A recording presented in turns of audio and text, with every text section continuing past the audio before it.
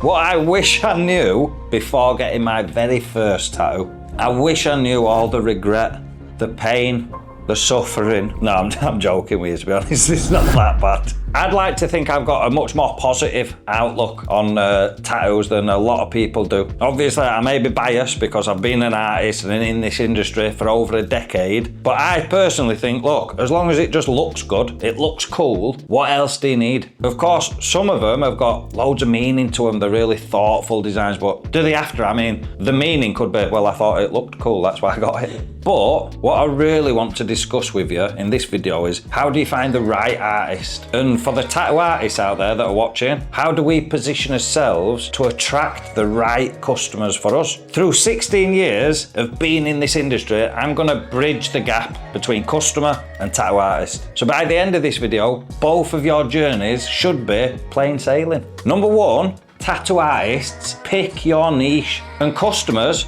find an artist that specializes in the niche that you want. So that's a really simple point, but it's a powerful one when you really think about it. If you're a customer, find an artist that specializes in the style of work that you're wanting. They've got loads of work out there that you can see, wow, they're really good at the style that I want. If you're wanting a black and grey realistic piece and all you can see on that person's page is traditional, I'd probably say go somewhere else. If you're a tattooist and you're wanting to do black and grey realism, post that style of work and tell your audience, I want to do more black and grey like this. I've just done this today, absolutely loved it. This is what I want to be known for. Has anybody else got any tattoo ideas like this that they want doing? And start moving away from the things that you don't want to be classed as they do that. You've got to understand niching is so important. Also, from a tattoo artist point of view, when you do niche down, when you specialize in one particular style, the quality of the people that you're going to be getting in, depending on the niche that you pick, is going to be particular to the ideal customer that you've got in mind. So if you're wanting to up your prices and become well known, you've got to start niching and attract the people that are prepared to pay more for the style of work that you're doing.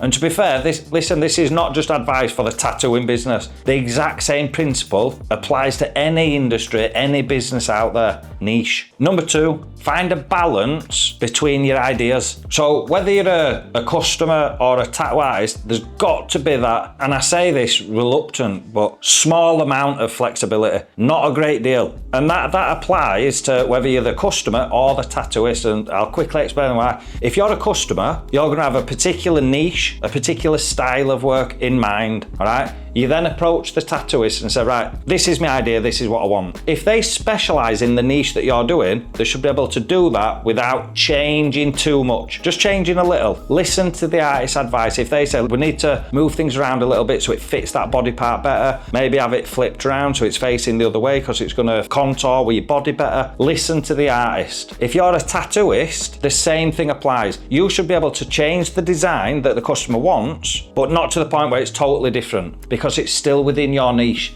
So here's the problem. If you're a customer and you go to the wrong tattooist for you, they're gonna change it too much. It's then not gonna be the design that you actually wanted because it's not within their niche. Likewise, if you're a tattooist and somebody comes and you're a specialist in traditional, they come in and want a realism piece. You're gonna change and adapt it to your style, but that's not what the customer wants. So you've got to understand the two work together. You've got to have room for flexibility, but don't allow that room so much that you end up with a totally different tattoo to what you initially wanted to do, or initially wanted if you're a customer. Moving on to number three, and this is a bit of an arse chewing really for tattooists and customers, because there's so many people that just do this totally wrong and it's frustrating. Aftercare. You've got to get the aftercare right. Now listen, I'm going to almost defend the artists now to start with. So artists can only advise you as a customer whilst you're there. They tell you what to do, they might email you, they can give you the advice. However, as a customer, you could literally walk out at the shop and think, I know, I'm just going to roll about in that dog shit. Unhygienic, it's stupid. It's not applying common sense, and obviously not to that extreme. great, but people, they just don't look after the tattoo. And it's not because of the artist, it's just because they're idiots. Then the customer, all right? Listen to the artist and follow their advice. Everybody's got slightly different variations of what they recommend as the best aftercare, depending on style of work that they do, depending on the way that the tattoo. They will have tried different methods over the years and worked out, oh, that aftercare is just the best, hands down. And they're going to give you that advice. The way that we can improve things, especially from the tattooist point of view, is tell the customer the aftercare, give them a little form, like a handout during the tattoo as they're leaving shop. Look, there's your aftercare, it's wrote down for you so you can't forget what I've said. And then I also recommend is send them the follow-up emails just with a reminder of what to do on that day. That way, whether they listen to that advice or totally ignore it, they can never ever turn around and say, well, I didn't know what aftercare to do. He didn't tell me, or she didn't tell me. You've verbally told them, you've given them a physical copy, and you've emailed them. There's no getting away from it. And as a customer, just listen to the advice that your artist has given you. If they tell you to do something, just follow that advice. And I know what a lot of you are going to say, well, I've had 50 hours of tattoos. But if you're going to a new artist, their way of tattooing may be slightly different. Listen to the artist. Try their method. You might end up saying, well, I tried it your way, I prefer my way of doing it. And here's why. Because of your skin type, your work conditions, everybody's slightly different. But always listen to the artist. That is the best bit of advice that I can give. The main thing is, look, customer and artist work together. All right, it's a team effort. One, it's the artist's reputation. Two, it's the customer's tattoo that's there for life. It's supposed to be a combined effort. Once the person leaves the shop, or if you're a customer, once you leave the shop, it's still the tattooist's work, even though it's your tattoo, and vice versa, it's still your work, even once they've left the shop. It's important for both parties to really focus on the aftercare to get the best possible results for their tattoo that's on them for life, and your reputation and work that's getting shown to people for life. Everybody's a winner if we focus on the aftercare and doing it properly.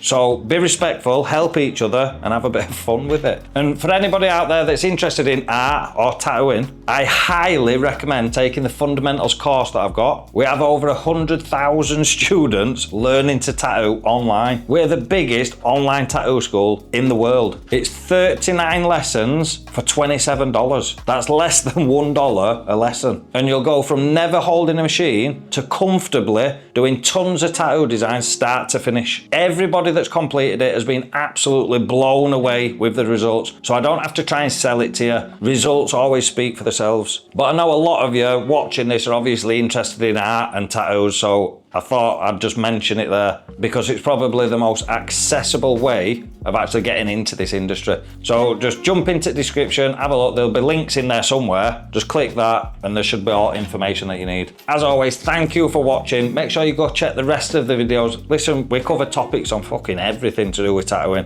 whether it be business, marketing, or for anybody that's wanting to learn how to tattoo, like I've just mentioned, everything that you could possibly think of. So as always, thank you for watching and I'll see you at next one.